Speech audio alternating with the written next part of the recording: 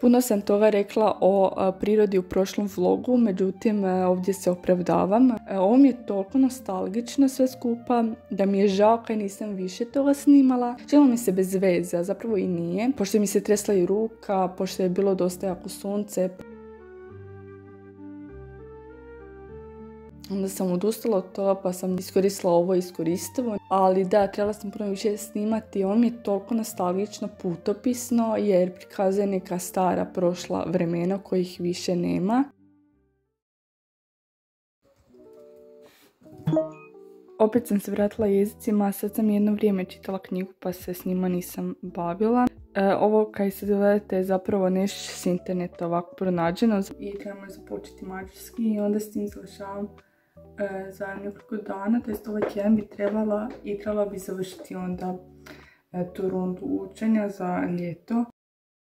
Konačno sam na Rockmarku uspjela uloviti majicu od Psihomodo Popa, kojeg by the way ja puno slušati. Crne boje jer je crna jedna bila i dostupna. Ovo je XS veličina, ali malo je veća, kaj mene uopće ne smeta, ne? Opa, evo ga.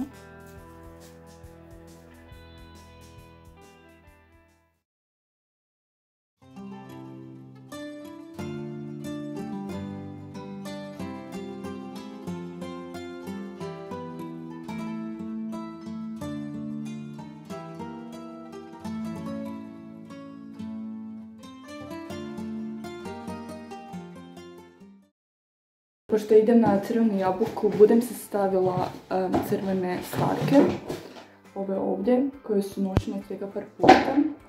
Međutim, danas je baš prigoda da ih si stavim.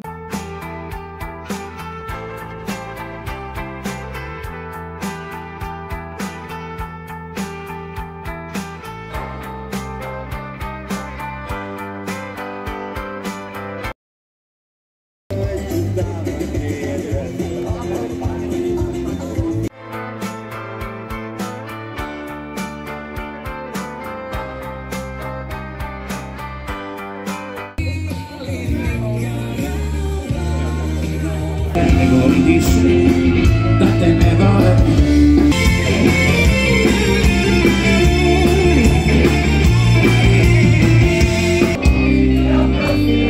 Što si mene, to ne mogu. Tugo, pa kaže to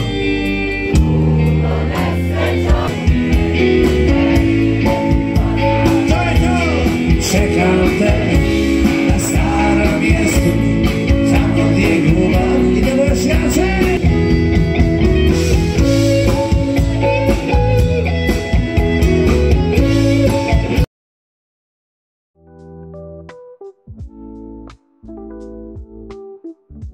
Šparija nedugo izbacio svoja prva craft piva u suradnji sa tri poznatih glazbenika.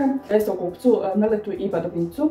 Ja sam kupila ovaj s kopcem i pivo s Mrletom, zovete 3. A u ovom videu budem isprobala ovaj s kopcem, ovu verziju, i ova verzija je s grejpom. Ovo je u stipovskom stilu.